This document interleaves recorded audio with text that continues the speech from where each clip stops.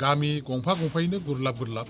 गावसिनि हान्जाफोरखौ नागारनानै बिपिएफ हान्जायाव जयेन जाफैदों। मडेल सेन्टार लुफुंदों बेनि सोमोन्दै मा फोरमायगोन?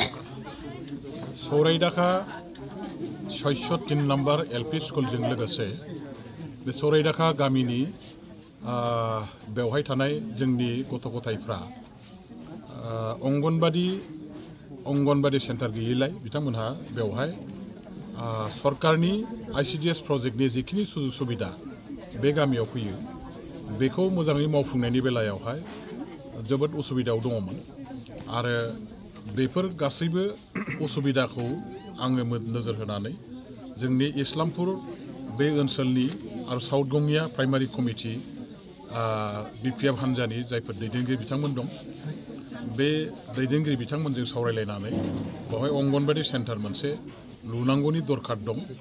आरो बे हिसाबैनो बिथांमोननि खावलायनाय बादियै बाव मडेल अंगनबादि सेन्टार हिसाबै दा 25 लाख थाखानि मोनसे सेंसन बाव होनाय जाबाय आरो बे मडेल अंगनबादि सेन्टारखौ लुफुंनायनि थाखायनो दिनै जोङो खुन्थिया गायनाय हाबाफारिखौ दिनैनि फुंबिलियाव लानाय जादों आरो बेवहाय जोंनि सौरायदाखा ओनसोलनि गामिनि आइ आफा रायजो राजाफ्रा साफ्रोमबो बाहागो लाफैदों। बेवहाय बिसेसकरि राभा बर' आदिबासि मोनथाम हारिनि मानसिया बिथांमोनहा जयैनो बे गामियाव रायजो जानानै दं आरो बे मोनथाम हारिनि गथ' गथायफ्रा गासैबो बे अंगनबादि केन्द्रआवनो फैनानै सरकारनि जिखिनि माखासे जोंनि गथ'फोरनो जानाय लोंनायनि थाखाय जिखिनि मुवा बेसाद फैयो बेखौ बेवहायनो जोंनि अंगनबादि वार्कार हेल्पार बिथांमोनहा जोंनि गथ'फोरखौ जोथोन लागासिनो दं। जाहोनाय लोंहोनाय गेलेनाय दामनाय देनाय खननाय मोसानाय गासैबो सोलोंथाइखौ बिथांमोनहा बेवहायनो होगासिनो दं। दा दिनै बे ओनसोलनि आइ आफा रायजो राजाफ्रा मडेल अंगनबादि सेन्टार लुनायनि थाखाय आंनि बिथिंनिफ्राय आसाम गभर्नमेन्टनि फारसेनिफ्राय बिनानै लाबोनाय बेव जे लुनो हाबाफारि लादों बे अंगनबादि सेन्टारखौ मोननानै बिथांमोनहा जोबोरैनो गोजोनदों। बेवहाय मोनथामबो हारिनि रायजो राजाफ्रा खौसेयै दोलै नोगोरै फैनानै बाहागो लाफैदों आरो आं सानो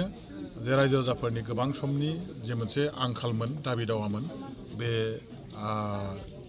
निस्सय अंगनबादि सेन्टारा लुफुंनायनि उनाव सुस्रांजानाय जासिगोन आरो बेनि गेजेरजों जोंनि गथ' गथाय फिसा फिसौफोरखौ मोजाङै फोरोंनो फेदेरनो आरो जोथोन लानायनि जे मोनसे सरकारनि नियम बायदियै बेवहाय अंगनबादि वार्कार बिथांमोनहा मावनांगौ जिखिनि उसुबिदा दंमोन बे उसुबिदाखौ आगोलाव मोनबोबाय थानाय बायदि उसुबिदानिफ्राय बिथांमोनहा निस्सय बारग'नो हासिगोन। दा थाबैनो जाहाथे अंगनबादि सेन्टारखौ लुनायनि थाखाय जायफोर बिथांमोनहा दायथ' मोनदों रायजो राजाफोरनि लुबैनाय बादियै थाबै जाहाथे लुफुंना होयो आं बेखिनिखौ आसा खालामबाय। सार नोंथाङा कुसुगाव ओनसोलावबो गोबां सरकारनि स्किम लाबोना फैबाय नाथाय बे कुसुगाव समस्तिनिनो बिटिसिनि EM दं बिथाङाबो बेवहाय गोबां खामानि मावनांगौमोन होनना नोंथाङा सानो नामा? निस्सय बेखौ आं सानगोन आरो आंल' साननाय बाथ्रा नङा दुलाराय समस्तिनि जोंनि आइ आफा रायजो राजाफ्रा बयबो लुबैगोन। समस्तिनि MLA हिसाबै आं जेखिनि दिनैहाय आसाम गभर्नमेन्टनिफ्राय बिर'धि दलाव थानानैबो नारा नाथा जुजिनानै सेस्तानि गेजेरजों जिखिनि आसनिफोरखौ लाबोनानै जायगा जायगा डेभेलपमेन्टनि थाखाय मावफुंबाय थादों बे मावनायखौ नुनानै रायजो राजाफ्रा जथेस्थ' गोजोननायखौ मोनदों आरो आंनो साबायखरबो बिथांमोनहा बावदों। थिग बेबायदिनो जोंनि दा आथिखालाव क'क्राझाराव जोंहा जिहेतु बिटिसि गभर्नमेन्ट जोंनिनो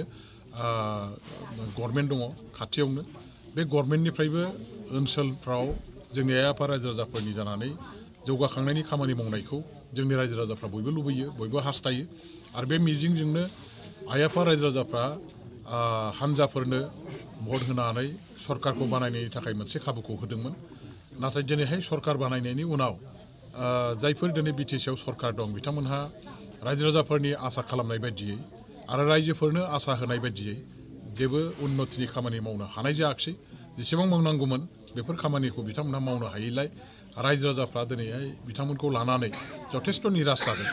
आरो बे रायजो राजाफ्रा दिनै बिपिएफनि दैदेनगिरिफोरनि फारसे मोनसे आसा आरो मिजिंजों जोंनि फारसे नोजोर होनाय बा नायनाय बा जोंनि फारसे सोनारनानै थानाय बे जिनिसखौ जों नुदों जायनि थाखाय दिनै UPPL हान्जा बा BJP हान्जाया सरकाराव थासेयावबो सरकार जानानै जेबो मावनो हायैलाय बिथांमोनखौ नागारनानै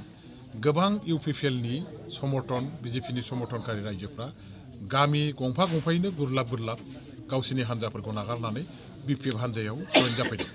थिग बेबायदिनो दिनै कसुगाव समष्टिनि सिङावबो बावहाय जोंहा जिहेतु सासे इएम दंमोन बे इएम बिथाङा